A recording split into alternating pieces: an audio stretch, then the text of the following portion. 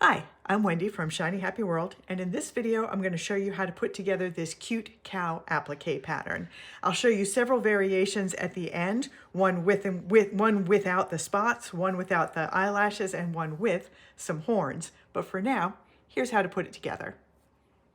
All right, this is the video showing you how to put together the cow block if you do not have a light box. And so I've cut out all of the pieces. You just cut them out on the solid lines, and these dotted lines are placement guides. And since you're not using a light box, you do need to transfer those to the fabric side of each piece. So the other lines that you need to transfer over are the mouth line. These are not placement guides, these are stitching lines, is the mouth. And if you're going to do them, the eyelashes. So I am doing the eyelashes in this version. All right, we are going to start with piece number 1, which is the shoulders. And they're going to go right down at the bottom edge of this block. So this is going to be set up what I like to call snapshot style. So you need to imagine that you are taking a picture of a cow and you're zooming way in on the face. She has more body, it just gets cut off in the edge of the photo, and that's the look that I'm trying to duplicate in this block. So this straight edge here, instead of floating up in the block, is going to be right at the bottom edge where it's going to be trapped in the seam allowance. If you don't want to do your snapshot style and you want to do what I like to call emoji style, which is more floating in the middle of the block, just leave that shoulder piece off. So the next piece that we're going to put into place is the muzzle.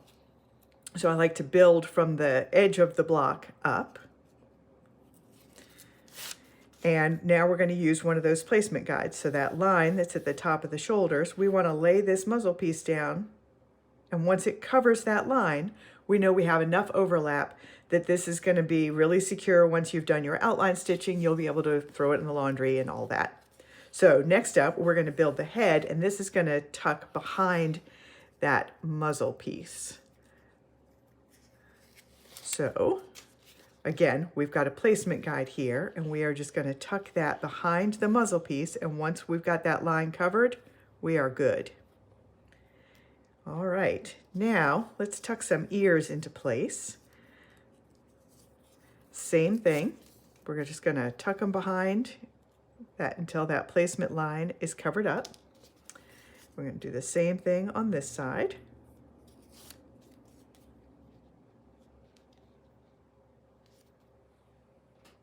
All right, this pattern also has the possibility of horns. I'm not going to do them on this version, but if you were, you would just tuck them behind the head, just like the ears. This is the guide, the key to all of the pieces. That'll help you out. I'll show you in a second, especially when it's helpful, but you can see where those horns would go right above those ears. And now let's put some spots into place. So spot number 12 is at the top of her head. And just like the horns, you can leave the spots off if you want to make a not spotted cow, or you can put them in. And this version that I'm doing says yes to the spots and no to the horns. And you can do no spots, no horns, and you can do spots and horns. So now we've got some spots down at the bottom.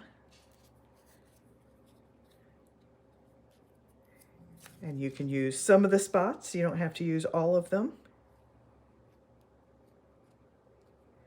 But I did do a complete shoulder piece, so you've got a little overlap there, 2 layers of fabric. But I wanted to do a complete head shape and a complete shoulders so that you could leave the spots off if you wanted to, and you would still have a functional pattern piece there. All right, so those are those. And now we have some eyes and also some nostrils. And this is where those numbers come in. So 8 and 9 are the eyes, and 10 and 11 are the nostrils. So the eyes are just a little bit bigger than the nostrils.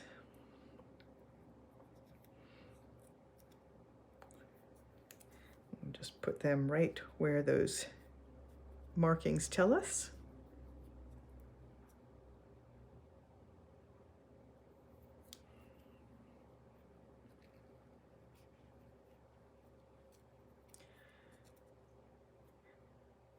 And on this one, I enjoyed making the ears be different colors.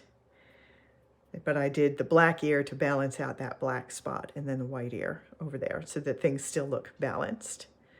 All right, there we go. I'm going to now very carefully lift this up, carry it over to my ironing board, fuse everything into place. Just follow the directions on whatever brand of fusible adhesive you use. I use Heat and Bond Light in all of my quilts. Then I'll do all the outline stitching, and I'll bring it back here and show you the finished block, and also show you 2 other versions of the cow that I made using different fabrics. And also one has the horns, one has no spots, one does not include the eyelashes. So it shows you a few different options for what you can make this block look like without having to have a different pattern. So you could do a quilt that's all cows and make them all look a little bit different. Just have a little fun playing with the different options. All right, here is the finished cow. This one I made with the spots, with the eyelashes, but without the horns. And I've got another version. This version has the horns, but no eyelashes and no spots. And I did one more.